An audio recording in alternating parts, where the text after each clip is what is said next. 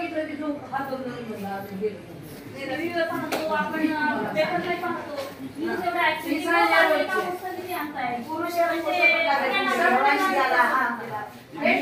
तुम्ही तिकडे काम थांबवताय किती तिथले लोकांचे हाल तरी पण आम्ही जगतो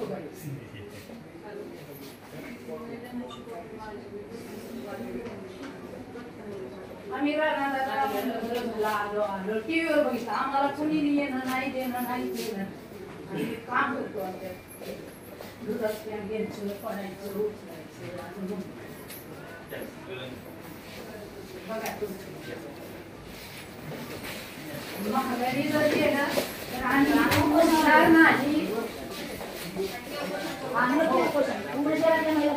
तुम्ही कर म्हणताल तेव्हा तयारी काम सुरू व्हावं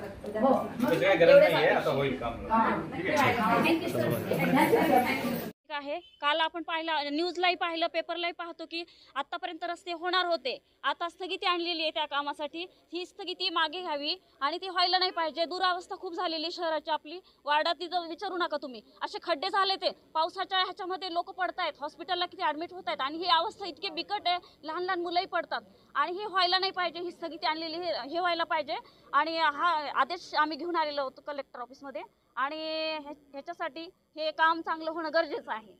मला एवढंच म्हणणं आहे, रस्त्याचे कामं होणं गरजेचंच आहे, नाहीतर आम्ही परत एकदा बसू उपोषणाला। निवेदन देण्यासाठी आम्ही आलेलो आहोत। रस्त्याची जी दुरावस्था झालेली आहे त्याच्यामुळे शहरातल्या महिला, ज्येष्ठ नागरिक, मुलं या सगळ्यांना रस्त्यावरून चालणं मुश्किल आहे। वाहन जरी असलं तरी आपण चालू शकत नाही आणि या रस्त्यासाठी शहराचा विकास म्हणजे काय तर शहरातली रस्ते ही आधी चांगली असायला हवे, यासाठी आपण केव्हाही कधी सुरक्षितपणे जाऊ शकू ना। आणि तीच जर रस्ते व्यवस्थित नाही तर कसे जाणार आपण? त्यासाठी शहराची कामं, शहरातल्या रस्त्याची कामं ही आधी जलद गतीने व्हायला पाहिजेत आणि रस्त्याचा विकास व्हायला पाहिजे। त्यासाठी आम्ही निवेदन द्यायला कलेक्टर ऑफिसला आलेलो आहोत। काय मागणी त्या निवेदनामध्ये नेमकी मागणी काय केली? शहरातले जे नागरिक आहेत, जी दुरावस्था झालेली आहे, शहराचं जनजीवन विस्कळीत झालेलं आहे, ते जनजीवन सुयोग्य परत चांगल्या पद्धतीने व्हावं यासाठी आम्ही ही मागणी केलेली आहे, बाकी काही मागणी नाही। रस्त्याची मागणी केली, रस्त्याचीच मागणी केली, रस्त्याची जी दुरावस्था झाली त्याच्यासाठी मागणी।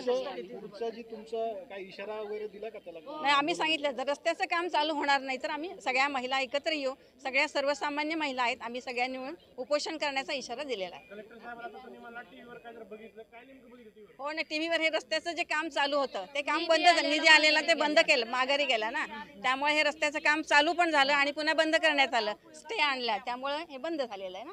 आता ते काम पूर्ववत व्हावं परत, त्यासाठी आम्ही आज निवेदन देण्यासाठी आले। मी छाया पांडुरंग लाटे, मी उमरेकोट्यावर राहते। तिथे मी 40 वर्ष झालं राहते, पण अजून नाले आणि रस्ते नाहीये, तर तेवढी करावी हीच माझी एक विनंती आहे कळकळी। काय निवेदन दिले आज? ते रस्ते म्हणजे रस्ते पूर्ण शहरातले करावेत यासाठी निवेदन द्यायला आम्ही कलेक्टर ऑफिसला आलो। घरीच बसून राहणार। काय करणार तुम्ही? कलेक्टर साहेबाच्या घरी बसून राहणार। रस्ते दुरुस्त होतो नाही तेवढे नाही, भाकर दिल्यावर कुठे बसतो आम्ही ज्येष्ठ नागरिक। एक तरी रस्ता चांगला आहे का? लेकरं जर बाहेर गेली तर घरला येणे सुद्धा शक्य नाही। ज्यानं कमवून आणलंय त्याला महागारी लावायचा अधिकार नाही, तेवढा आम्हाला वापस द्यावा। म्हणजे कोण कमवून आणला आणि कोण माघारी लावला? कोण कमवून आणलंय तुम्हाला बी सगळ्यांना माहित आहे, कमवून आणलंय तुम्हाला बी माहित आहे, महागारी कोण लावताय तोही बी तुम्हाला माहित आहे, ते बी माहित आहे। पण आम्ही राणा दादाने आणलंय आणि टीव्हीवर बघितलं, आलं म्हणलो की आम्ही उड्या मारल्या, नाच लावलंय मोठं, आणि गेलं म्हणलं की पांघरून घेतलं दुपटं की झोपला। कोणी वापस लावले? कुणी लावलं त्याचं नाव नाही, कुणाचंच नाव नाही। तुम्हाला काय त्रास होतो रोडचा? बघा की तुम्ही येऊन सांजा रोडला चला, मी दूध डेअरी चालवते, दुधाच्या गाड्या पालत्या होत्यात, माणसं मरतेत, 100 बाऱ्या मी त्याला उचलीते, दूध पाजविते, पाणी पाजविते, तरी तुम्ही बघायला येत ना। काय नाही, रस्ते करा, चांगलं राहावा, चांगलं करा, आम्हाला ही आलेलं महागारी लावू नका। एवढं आणण्यासाठी किती प्रयत्न केला असेल करणारानं, त्याला बी मान द्या। हे असं माझं मागणं आहे, माझं काही सुद्धा मागणं नाही।